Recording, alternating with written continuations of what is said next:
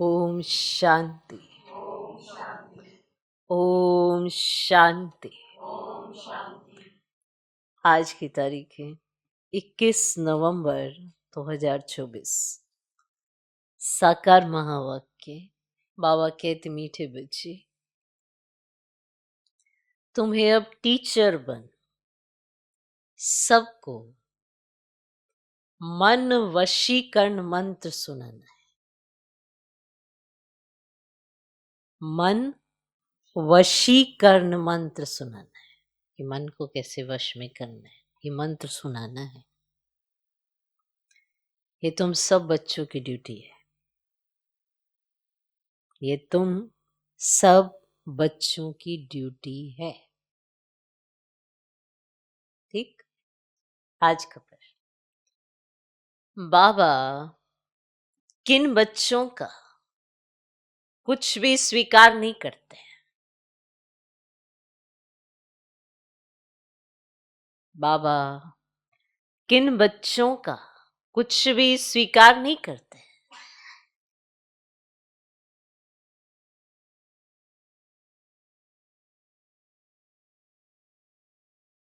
उत्तर, जिन्हें अहंकार है मैं इतना देता हूं। जिन्हें अहंकार है मैं इतना देता हूं, मैं इतनी मदद कर सकता हूं, मैं इतनी मदद कर सकता हूं। बाबा उनका कुछ भी स्वीकार नहीं करते। मैं इतना देता हूं, मैं इतनी मदद कर सकता हूं। बाबा उनका कुछ भी स्वीकार नहीं करते। बाबा कहते मेरे हाथ में चाबी है। बाबा कहते मेरे हाथ में चाबी है। चाहे तो मैं किसी को गरीब बनाऊं, चाहे किसको साहूकार बनाऊं, ये भी ड्रामा में राज है। चाहे तो मैं किसी को गरीब बनाऊं, चाहे किसको साहूकार बनाऊं, ये भी ड्रामा में राज है। जिन्हें आज अपनी साहूकारी का घमंड है वे कल गरीब बन जाते। जिन्हें आज अपनी साहूकारी का घमंड है वे कल गरीब बन जाते। और गरीब बच्चे बाप के कार्य में अपनी पाई पाई सफल कर साहूकार बन जाते हैं। कोई विधि है ना, जिस विधि के आधार पर वो साहूकार बनते हैं। वो विधि का विधान भी तो होता है, तो उसके बेस पर वो वैसा बनते हैं। गरीब बच्चे बाप के कार्य में अपनी पाई पाई सफल कर साहूकार बन जाते हैं। और जिन्हें ये घमंड है कि हम मदद करते हैं, हम इतना लगाते हैं, तो वो गरीब बन जाते हैं। पूरा हिसाब है, भगवान के पास पूरा हिसाब रहता है। कोई ये ना सोचे कि उनके पास कोई हिसाब नहीं है, सारा हिसाब है उनके पास। कौन क्या कब कहाँ क्या करता क्या नहीं करता, कैसे करता, किस भाव से करता, क्या उसके पीछे भावना है, उन्हें सब पता है। इसीलिए गरीब अपनी पाई पाई लगाता। पाई नहीं है, तन और मन ही लगा देता। वो भी इतना साफ, इतना स्वच्छ कि वो तो पाई से भी कहीं गुना है। वो साहूकार बन जाता। हिसाब है ना भगवान के पास। तो जिन्हें अहंकार है कि मैं इतना देता हूं, मैं इतनी मदद कर सकता हूं, बाबा उनका कुछ भी स्वीकार नहीं करते। बाबा कहते मेरे हाथ में चाबी है, चाहे तो मैं किसी को गरीब बनाऊं, चाहे किसको साहूकार बनाऊं। ये भी ड्रामा में राज है। जिन्हें आज अपनी साहूकारी का घमंड है, वे कल गरीब बन जाते और गरीब बच्चे बाप के कार्य में अपनी पाई पाई सफल कर साहूकार बन जाते हैं। हिसाब तो है ना ये सारा। किसका जन्म कहाँ, ये आपके हाथ में, ये बाप के हाथ में। इतनी बात तो हमें समझ जानी चाहिए। किसका जन्म कहाँ, आपके हाथ में, आपके हाथ में। फिर जन्म जहां, प्राप्ति कितनी, कहाँ जन्म हुआ, कौन से स्थान पर, साहूकार के घर, गरीब के घर, या थोड़ी देर का साहूकारी और फिर चोरी हो गया, गरीबी। सारा हिसाब है। चाबी है ना उनके हाथ में। तो इतना तो सोचना चाहिए कि वो हैं कौन, सोचना चाहिए, पर नहीं सोचते। सोचते कि हम भगवान को मदद कर रहे हैं, हम भगवान के यज्ञ में ये दे रहे हैं, वो दे रहे हैं, हम ये लगा रहे हैं, हम ये लगा रहे हैं। हीरे मोती तो जड़ने नहीं है भगवान ने अपने घर के अंदर। ये भी जितना भी स्थान बनता है बच्चों के लिए बनता है। बच्चे आते हैं, बाबा से आके मिलते हैं, फिर चले जाते हैं, सब यहीं बैठ थोड़ा जाएंगे। यही होना है ना, बस आएंगे, मिलेंगे, जाएंगे। कहीं कहेंगे हमारे पास तो इतना धन है, हम लगा देंगे। तो दरकार नहीं है भाई, तुम्हारे धन की कीमत भगवान को चुकानी पड़े, इसीलिए यज्ञ में ऐसा धन लगता ही नहीं है, लगता ही नहीं है। तो इसीलिए बाबा ने कहा, तो चाहे मैं किसी को गरीब बनाऊं, चाहे किसको साहूकार बनाऊं, ये भी ड्रामा में राज है, चाबी मेरे हाथ में है। क्योंकि साहूकारों को अपना घमंड रहता है और गरीब बाबा के कार्य में पाई पाई लगाता है और वो फिर साहूकार बन जाता है। ओम शांति। अब ये तो रूहानी बच्चे जानते हैं कि बाप आए हैं हमको नई दुनिया का वर्षा देने। अब ये तो बच्चों को पक्का है ना कि जितना हम बाप को याद करेंगे उतना पवित्र बनेंगे, जितना हम अच्छा टीचर बनेंगे उतना उच्च पद पाएंगे। बाप तुम्हें टीचर के रूप में पढ़ाना सिखाते हैं कि आपको कैसे पढ़ाना है, क्या कहना है, ये सब सिखाते हैं। तुमको फिर औरों को सिखाना है। तुम पढ़ाने वाले टीचर जरूर बनते हो, बाकी तुम कोई का गुरु नहीं बन सकते हो, सिर्फ टीचर बन सकते हो। गुरु तो एक ही सतगुरु है, वह सिखलाते हैं। सर्व का सतगुरु एक ही है, वह टीचर बनाते हैं। तुम सबको टीच करके रास्ता बताते रहते हो मन मना भाव का। बाप ने तुम्हारे पर यह ड्यूटी रखी है कि मुझे याद करो और फिर टीचर भी बनो। मुझे याद करो और फिर टीचर भी बनो। तुम कोई को बाप का परिचय देते हो तो उनका भी फर्ज है बाप को याद करना। टीचर रूप में सृष्टि चक्र की नॉलेज देनी पड़ती है, बाप को जरूर याद करना पड़े। बाप की याद से ही पाप मिट जाने हैं। बच्चे जानते हैं हम पाप आत्मा हैं, इसीलिए बाप सबको कहते हैं कि अपने को आत्मा समझ बाप को याद करो तो तुम्हारे पाप मिट जाएं। बाप ही पतित पावन है। युक्ति बताते हैं, मीठे बच्चे तुम्हारी आत्मा पतित बनी है जिस कारण शरीर भी पतित बना है। पहले तुम पवित्र थे, अभी तुम अपवित्र बने हो। अब पति से पावन होने की युक्ति तो बहुत सहज समझाते हैं। बाप को याद करो तो तुम पवित्र बन जाएगी। उठते बैठते चलते बाप को याद करो। वो लोग गंगा स्नान करते हैं तो गंगा को याद करते हैं, समझते वे पतित पावनी है। अब गंगा को याद करने से पावन बन जाना है, ऐसा समझते हैं। परंतु बाप कहते कोई भी पावन बन नहीं सकते हैं। पानी से कैसे पावन बनेंगे? बाप कहते मैं पतित पावन हूं। हे बच्चों, देह सहित दे के सब धर्म छोड़ मुझे याद करने से तुम पावन बन फिर से अपने घर मुक्तिधाम पहुंच जाएंगे।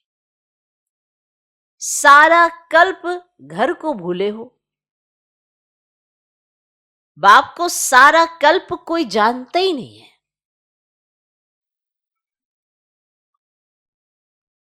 एक ही समय मिलता है हमें बाप को जानने के लिए। उसमें भी हम ये कह देते बाबा आप हमें जानो। नहीं समझे कि जो मेरी चाहना है, जो मेरी दिल है, आप समझो बाबा। तुम्हारी दिल और चाहना तो इस कलयुग के हिसाब से, तमो प्रधानता के हिसाब से है। मैं तो तुम्हें क्या देना चाहता हूं तुम तो सोच भी नहीं सकते।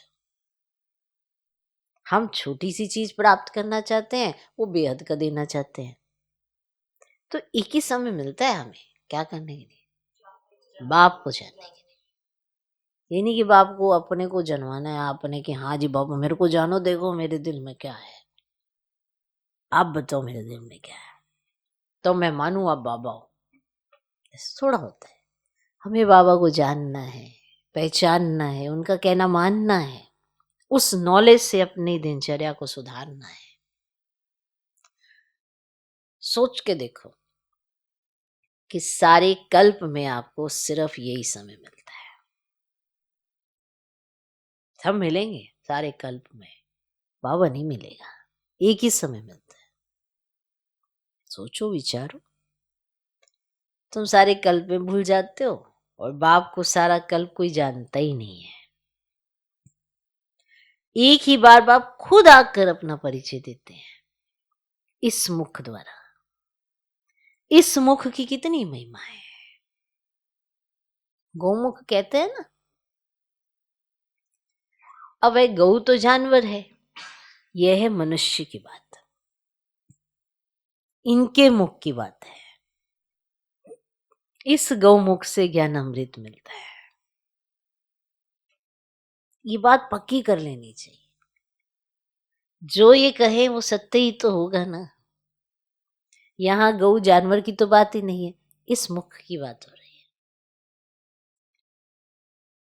तुम जानते हो ये बड़ी माता है, जानते हो? जिस माता द्वारा शिव बाबा तुम सबको अडॉप्ट करते हैं। तुम अभी बाबा बाबा कहने लगे हो ना, तो बाप भी कहते इस याद की यात्रा से ही तुम्हारे पाप कटने हैं। बच्चे को बाप याद पड़ जाता है ना, उसकी शक्ल आदि दिल में बैठ जाती है। दिल में बैठी हुई शक्ल देखनी है, इमेजिनेशन नहीं। देख, दिल में बैठ जाती ना शक्ल। अब सबको अपने बाप की शक्ल तो याद है। इनकी शक्ल दिल में बैठी कि नहीं बैठी? ये तो हमारा बाप है ओरिजिनल। बैठ जाती है ना शक्ल दिल में। तुम बच्चे जानते हो जैसे हम आत्मा है वैसे वह परम आत्मा है। शक्ल में और कोई फर्क नहीं है। शरीर के संबंध में तो फीचर्स आदि अलग है। अब जैसे शरीर का संबंध है तो सबके फीचर सबके डिफरेंट है। देखो, एक ही माँ बाप के अगर 5-6 बच्चे भी होंगे तब भी सबके फीचर्स अलग हैं। सबके फीचर्स अलग, एक जैसे नहीं है। बाकी आत्मा तो एक जैसी ही है। जैसे तुम्हारी आत्मा वैसे बाप भी परम आत्मा है। तुम बच्चे जानते हो बाप परम धाम में रहते हैं, हम भी परम धाम में रहते हैं। बाप की आत्मा और हमारी आत्मा में और कोई फर्क है नहीं। वह भी बिंदी है, हम भी बिंदी हैं। ये ज्ञान और कोई को है ही नहीं।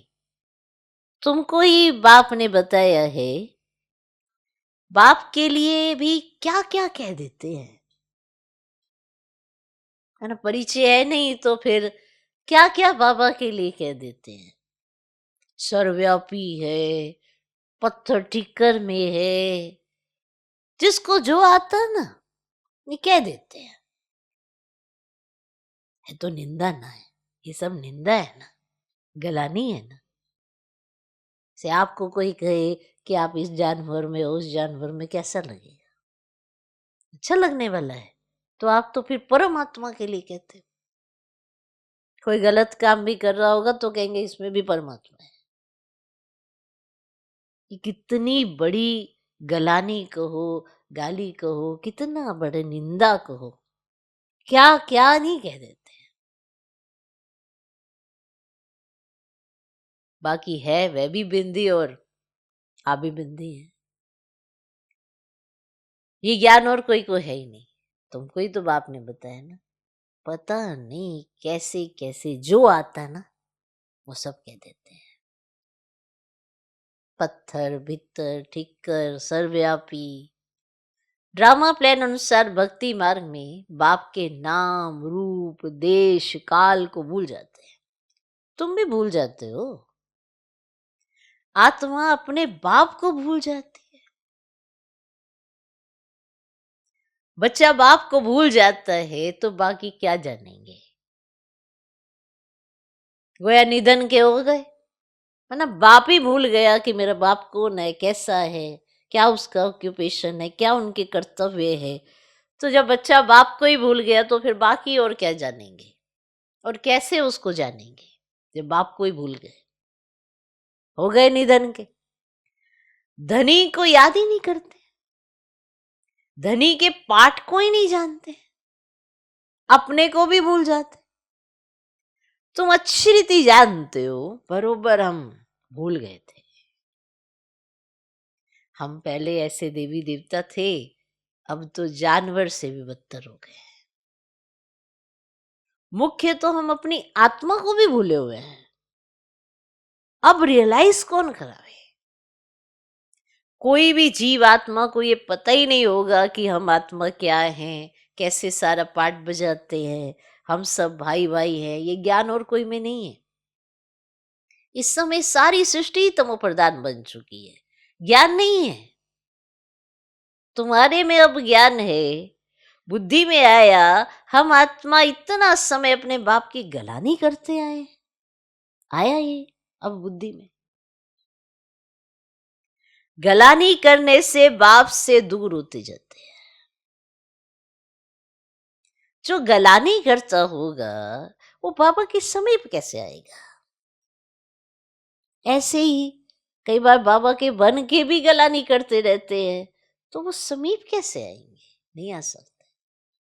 तो जब नहीं जानते थे तो गलानी करते थे, तो समझ में आता था कि हम अनजान हैं। तो बाबा ने अपना बनाया कि तुमसे तुमने जानबूझ के नहीं किया, अनजाने में किया। पर अब नहीं करना, अब नहीं करना, अब नहीं ऐसा कुछ बोलना।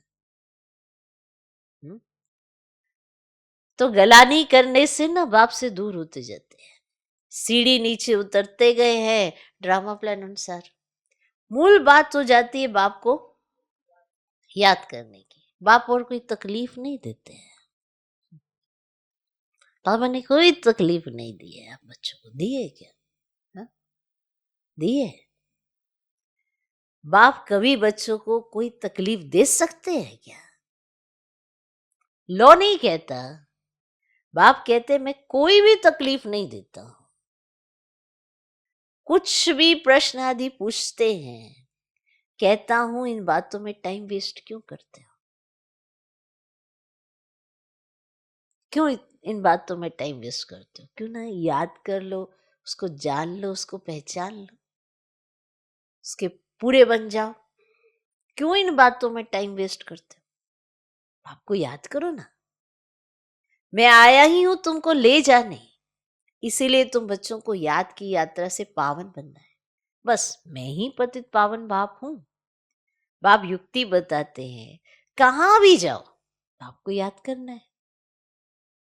84 के चक्र का राज भी बाप ने समझा दिया है। अब अपनी जांच करनी है, कहां तक हम बाप को याद करते हैं, बस। और कोई तरफ का विचार नहीं करना है, बस। और कोई तरफ का विचार नहीं करना। ये देखो हम कितना याद करते हैं। ये तो मोस्ट इजी है, बाप को याद करना है। बच्चा थोड़ा बड़ा होता है तो ऑटोमेटिकली माँ बाप को याद करने लग पड़ता है।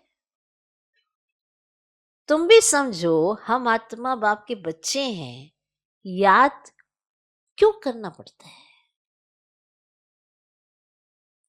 क्योंकि हमारे ऊपर जो पाप चढ़े हुए हैं ना, वे इस याद से ही खत्म होंगे। इसीलिए गायन भी है, 1 सेकंड में जीवन मुक्ति। जीवन मुक्ति का मदार पढ़ाई पर है और मुक्ति का मदार याद पर है। जितना तुम बाप को याद करेंगे और पढ़ाई पर ध्यान देंगे तो ऊंच नंबर में मर्तबा मिलेगा। धंधा आदि तो भल करते रहो, माना जो आपका इस समय का व्यवसाय है, कोई नौकरी है, भल करते रहो, बाप कोई मना नहीं करते। धंधा आदि जो तुम करते हो वे भी तो दिन रात याद रहता है ना। ये पूछना है कि जो व्यवसाय है क्या वो आपको याद रहता है? ऐसे ही याद करना है। बाबा आपको क्या तकलीफ देते हैं? क्यों कहते हैं याद करने के लिए? क्योंकि हमारे सिर पर पाप बहुत है। हमें लगता है कि हमने कुछ किया ही नहीं, लेकिन आज बुद्धि की तार सही नहीं तो कुछ किया ही है ना।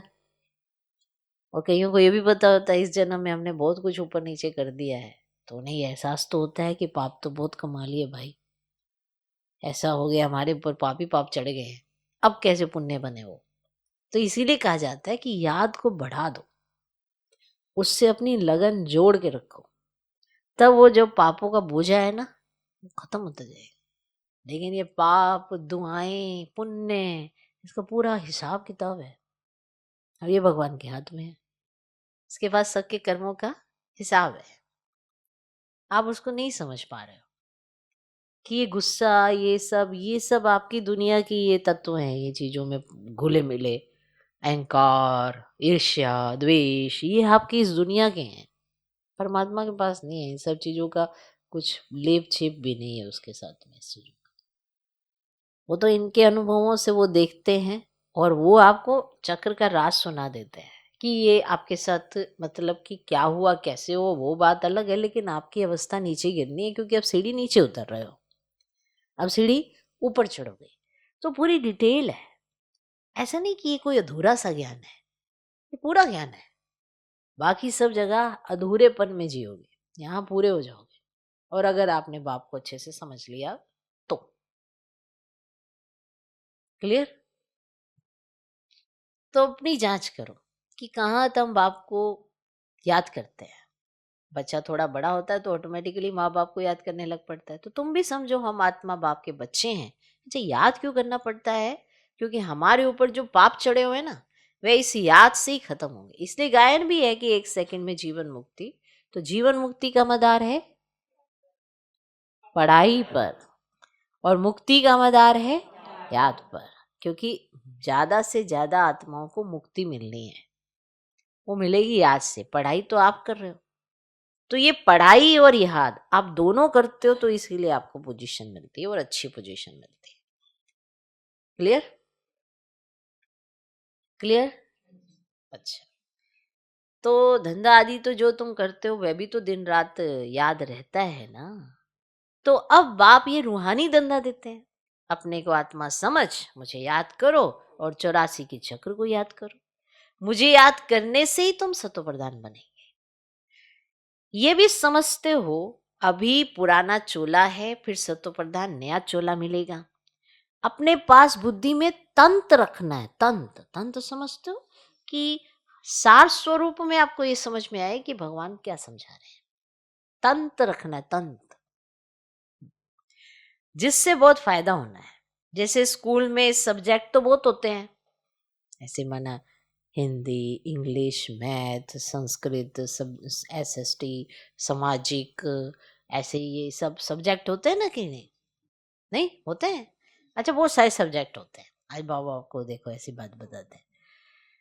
जैसे स्कूल में सब्जेक्ट तो बहुत होते हैं, फिर भी इंग्लिश में मार्क्स अच्छी होती है, क्योंकि इंग्लिश है मुख्य भाषा। क्लियर हुआ?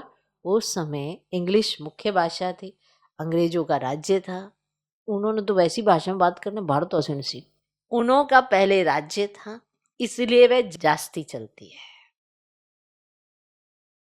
क्लियर हो गया? अभी भी भारतवासी कर्जदार हैं, भल कोई कितने भी धनवान है, परंतु बुद्धि में यह तो है ना कि हमारे राज्य के जो हेड्स हैं वे कर्जदार हैं। गोया हम भारतवासी कर्जदार हैं। प्रजा जरूर कहेगी ना हम कर्जदार हैं, ये भी समझ चाहिए ना। जबकि तुम राजाई स्थापन कर रहे हो, तुम जानते हो हम सभी इन सब कर्जों से छूटकर सॉल्वेंट बनते हैं, फिर आधा कल्प हम कोई से भी कर्जा उठाने वाले नहीं हैं। कर्जदार पतित दुनिया के मालिक हैं। अभी हम कर्जदार भी हैं, पतित दुनिया के मालिक भी हैं। हमारा भारत ऐसा है, गाते हैं ना। तुम बच्चे जानते हो हम बहुत साहूकार थे, परिजादे परिजादियां थे, ये याद रहता है? हम ऐसे विश्व के मालिक थे, अभी बिल्कुल कर्जदार और पतित बन पड़े हैं। ये खेल की रिजल्ट बाप बतला रहे हैं कि हुआ क्या। रिजल्ट क्या हुई है? तुम बच्चों को स्मृति आई है। सतयुग में हम कितने साहूकार थे, किसने तुमको साहूकार बनाया? बच्चे कहेंगे बाबा आपने हमको कितना साहूकार बनाया था। एक बाप ही साहूकार बनाने वाला है। दुनिया इन बातों को नहीं जानती। लाखों वर्ष कह देने से सब भूल गए हैं, कुछ नहीं जानते। तुम अभी सब कुछ जान गए हो। हम पद्मा पदम साहूकार थे, बहुत पवित्र थे, बहुत सुखी थे। वहां झूठ पाप आदि कुछ होता नहीं। सारे विश्व पर तुम्हारी जीत थी। गायन भी है, शिव बाबा आप जो देते हो वह और कोई दे नहीं सकता। कोई की ताकत नहीं जो आधा कल्प का सुख दे सके। बाप कहते हैं भक्ति मार्ग में भी तुमको बहुत सुख अथाह धन रहता है। ये नहीं कि सिर्फ सत्युग में, भक्ति मार्ग में भी तुम्हारे पास अथाह सुख अथाह धन रहता है। कितने हीरे जवाहरात थे जो फिर पिछाड़ी वालों के हाथ में आते हैं, आते हैं ना। अभी तो वह चीज ही देखने में नहीं आती है जो उस समय की चीजें थी, वो तो अभी देखने में नहीं आती है, सब मिक्सिंग कर दी है। तुम फर्क देखते हो ना। तुम ही पूज्य देवी देवता थे, फिर तुम ही पुजारी बने हो। आप ही पूज्य आप ही पुजारी। बाप कोई पुजारी नहीं बनते हैं, परंतु पुजारी दुनिया में तो आते हैं ना। बाबा पुजारी नहीं बनते, पर पुजारी दुनिया में आते हैं कि जब चारों तरफ पूजा हो रही होती है। किसी लिए बाप तो एवर पूज्य है, वे कभी पुजारी होते ही नहीं। उनका धंधा है तुमको पुजारी से पूज्य बनाना। रावण का काम है तुमको पुजारी बनाना, तुमको दबाना, तुमको ऐसा महसूस कराना तुम लायक ही नहीं हो, नालायक हो। ये रावण का काम है। इसलिए तुमने कहा दे दो दे दो दे दो। तुम ही देने वाले थे, तुम ही सब कुछ करने वाले थे, लेकिन फिर उसके बाद तुम्हें लगा सारी मूर्तियों से ले लो ले लो ले लो। कॉन्सेप्ट अगर क्लियर हो जाएगा ना तो आपको समझ में आएगा कि हुआ क्या। तो ये दुनिया में किसको पता नहीं है, तुम भी भूल जाते हो। रोज रोज बाप समझाते रहते हैं, बाप के हाथ में है, किसको चाहे साहूकार बनाए चाहे गरीब बनाए। बाप कहते हैं जो साहूकार हैं उन्हों को गरीब जरूर बनना है, बनेंगे ही। उन्हों का पार्ट ऐसा है, वह भी ठहर ना सके। धनवान को अहंकार भी बहुत रहता है ना, मैं फलाना हूं, ये हमको है। घमंड तोड़ने लिए बाबा कहते हैं ये जब आएंगे देने के लिए तो बाबा कहेंगे दरकार नहीं है, ये दरकार ही नहीं है, ये अपने पास रखो, जब जरूरत होगी तो फिर ले लेंगे, क्योंकि देखते हैं काम का नहीं है, अपना घमंड है ऐसे। उसको तो ऐसे ही कहेंगे ना, आप अपने पास रखो, जब जरूरत पड़ेगी ना तो हम ले लेंगे। लेकिन जानते हैं कि कुछ भी है नहीं ना, हमें चाहिए इसका, इसको घमंड बहुत है। तो ये सब बाबा के हाथ में है ना, किसका लेना किसका देना, और किसका बिल्कुल ना लेना, और किसका लेके वापस दे देना, तो बाबा के हाथ में है। वो क्या समझते हैं कि बाबा पे ऐसे हम देंगे बाबा ले लेंगे, हम दे ही नहीं पाएंगे, तुम ऐसी कंडीशन में फंस जाएंगे, तुम चढ़ा ही नहीं पाएंगे, तुम अपनी कंडीशनें सोल्व करते रह जाएंगे। चाबी है उनके हाथ में।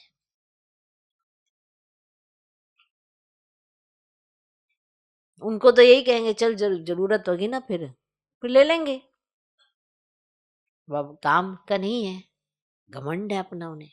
तो ये सब बाबा के हाथ में है ना, लेना व ना लेना, कोई जबरदस्ती तो नहीं दे सकता, ये सब बाबा के हाथ में है, लेना व ना लेना। बाबा पैसे क्या करेंगे, दरकार ही नहीं। ये तो तुम बच्चों के लिए मकान बन रहे हैं, आ करके बाबा से मिलकर ही जाना है, सदैव तो रहना नहीं है,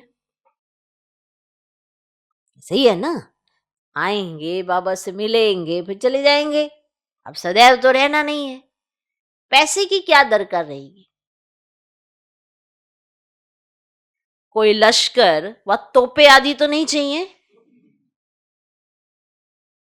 जो पैसा इकट्ठा करके रखना है। घर बनाए, मकान बनाए हैं, ये आओ बाबा से मिलो और जाओ, बसना थोड़ा है। अब बाबा को कोई लश्कर बनाना है क्या, ये तोपे इकट्ठी करनी है क्या जो ये पैसे की जरूरत पड़ेगी। तुम विश्व के मालिक बनते हो, अभी युद्ध के मैदान में हो, तुम और कुछ भी नहीं करते हो सिवाय बाप को याद करने के। बाप ने फरमान किया मुझे याद करो तो इतनी शक्ति मिलेगी। अब यह तुम्हारा धर्म बहुत सुख देने वाला है। बाप है सर्वशक्तिमान, तुम उनके बनते हो, सारा मदार याद की यात्रा पर है। यहां तुम सुनते हो, फिर उस पर मंथन चलता है, जैसे गाय खाना खाकर फिर उगारती है ना, मुख चलता ही रहता है। तुम बच्चों को भी कहते हैं ज्ञान की बातों पर खूब विचार करो, खूब विचार करो ज्ञान की बातों पर। बाबा से हम क्या पूछें, बाप तो कहते हैं मन मना भव, जिससे ही तुम सत्व प्रधान बनते हो, ये एम ऑब्जेक्ट सामने है। तुम जानते हो सर्वगुण संपन्न 16 कला संपूर्ण बनना है, ये ऑटोमेटिकली अंदर में आना चाहिए। कोई की गलानी व पाप कर्म आदि कुछ भी ना हो, कोई भी तुमको उल्टा कर्म नहीं करना चाहिए। नंबर 1 है यह देवी देवताएं, पुरुषार्थ से उच्च पद पाया है ना, उन्हों के लिए गाया जाता है अहिंसा परमो देवी देवता धर्म। किसको मारना यह हिंसा हुई ना। बाप समझाते हैं तो फिर बच्चों को अंतर्मुख अपने को देखना है, हम कैसे बने। बाबा को हम याद करते हैं, कितना समय हम याद करते हैं, इतने दिन लग जाए जो हम ये याद कभी भूले ही नहीं। अब बेद का बाप कहते तुम आत्माएं मेरी संतान हो, सो भी तुम अनादि संतान हो। वे जो आशिक माशूक होते हैं ना, उन्हों की है जिस्मानी याद, जैसे साक्षात्कार होता है फिर गुम हो जाते हैं, वैसे वह भी सामने आ जाते हैं। तो उस समय में भी खाते पीते याद करते रहते हैं ना, उस खुशी से, तो उस खुशी में भी तो खाते पीते याद करते रहते हैं। तुम्हारे इस याद में तो बहुत बल है। एक बाप को ही याद करते रहेंगे और तुमको फिर अपना भविष्य याद आएगा। विनाश का साक्षात्कार भी होगा, आगे चल जल्दी जल्दी विनाश का साक्षात्कार होगा। फिर तुम ये कह सकेंगे कि अभी विनाश होना है, बाप को अब तो याद कर लो ना। माना चारों तरफ तो सारे लक्षण दिखाई दे रहे हैं, नई दुनिया आने वाली है, अब तो बाबा को याद कर लो, तो आप ऐसा कह पाएंगे। और बाबा ने ये सब कुछ तो छोड़ दिया ना, कुछ भी पिछाड़ी में याद ना है। अभी तो हम अपनी राजधानी में चले, नई दुनिया में जरूर जाना है, योग बल से सब पापों को भस्म करना है, इसमें ही बड़ी मेहनत करनी है। घड़ी घड़ी बाप को भूल जाते हैं क्योंकि यह बड़ी महीन चीज है। मिसाल जो देते हैं ना सर्प का, भ्रमरी का, वे इस समय के ही हैं, ध्यान से, इस समय के ही हैं। भ्रमरी कमाल करती है ना, उनसे तुम्हारी कमाल जास्ती है। बाबा लिखते हैं ना, ज्ञान की भू भू करते रहो, आखिरी में जाग पड़ेंगे, जाएंगे कहाँ? तुम्हारे पास ही आते जाएंगे, ऐड होते जाएंगे, तुम्हारा नामाचार होता जाएगा। अभी तो तुम थोड़े हो ना। अच्छा, मीठे मीठे सिकिलधे बच्चों प्रति माता पिता बाप दादा का याद प्यारो गुड मॉर्निंग। रूहानी बाप की रूहानी बच्चों को नमस्ते। हम रूहानी बच्चों की भी रूहानी बाप को नमस्ते नमस्ते नमस्ते। Good morning good morning good morning. धारणा के लिए मुख्य सर पहला पॉइंट, ज्ञान का खूब विचार सागर मंथन करना है। ज्ञान का खूब विचार सागर मंथन करना है। जो सुना है उसे उगारना है, जो सुना है उसे उगारना है। अंतर्मुख हो देखना है कि बाप से ऐसी दिल लगी हुई है जो वह कभी भूले ही नहीं। अंतर्मुख हो देखना है कि बाप से ऐसी दिल लगी हुई है जो वो कभी भूले ही नहीं।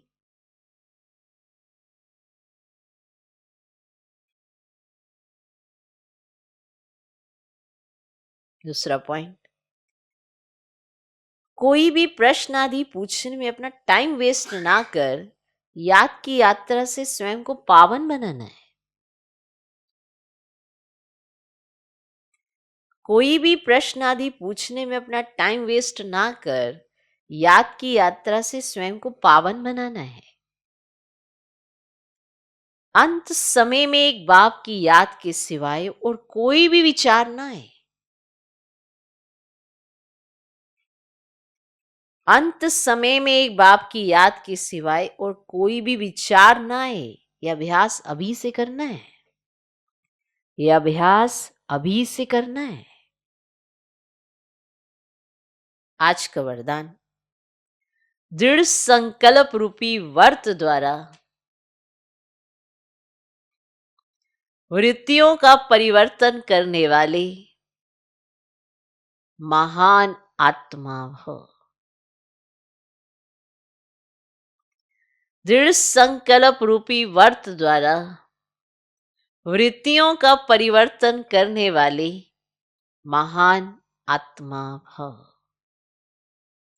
महान बनने का मुख्य आधार है पवित्रता। इस पवित्रता के व्रत को प्रतिज्ञा के रूप में धारण करना, अर्थात महान आत्मा बनना। कोई भी दृढ़ संकल्प रूपी व्रत वृत्ति को बदल देता है। पवित्रता का व्रत लेना अर्थात अपनी वृत्ति को श्रेष्ठ बनाना। व्रत रखना अर्थात स्थूल रीति से परहेज करना, मन में पक्का संकल्प लेना। तो पावन बनने का व्रत लिया और हम आत्मा भाई भाई हैं, ये ब्रदरहुड की वृत्ति बनाई। इसी वृत्ति से ब्राह्मण महान आत्मा बन गए। आज का स्लोगन, व्यर्थ से बचना है, व्यर्थ से बचना है, व्यर्थ से बचना है, तो मुख पर दृढ़ संकल्प का बटन लगा दो। मतलब पहले ये दृढ़ता अपने अंदर धारण करो कि मुझे व्यर्थ से बचना है। जैसे कोई व्रत नहीं लेता तो बटन तो लगाता है ना मुंह पे, अब नेचुरल है, मतलब हर दिन तो उसकी बहुत प्रैक्टिस है। ऐसे माताएं बहनें रखती हैं, आज तो पानी नहीं पीना, खाना नहीं खाना। अब पानी तो वो इतने पूरे साल पिए जा रही हैं, सब कुछ कर रही हैं, नेचुरल है। लेकिन उस दिन वो बार बार अटेंशन में है, टेंशन में नहीं है, अटेंशन में है। खुश भी है और अटेंशन भी रख रही हैं कि ये नहीं करना, ये नहीं करना। तो इसी तरह से व्यर्थ आपको नहीं करना, ना व्यर्थ संकल्प रचना है, ना व्यर्थ में जाना है। तो मुख पर क्या करना है, दृढ़ संकल्प का बटन लगाना है। कहीं मुख से व्यर्थ के आदान प्रदान बहुत करते हैं, तो कहीं कानों से करते हैं, कहीं चिंतन से करते हैं। तो सब जगह जो भी उनके मुख हैं उस पे बटन लगा दो, ठीक है। व्यर्थ से बचना है तो मुख पर दृढ़ संकल्प का बटन लगा दो। ओम शांति।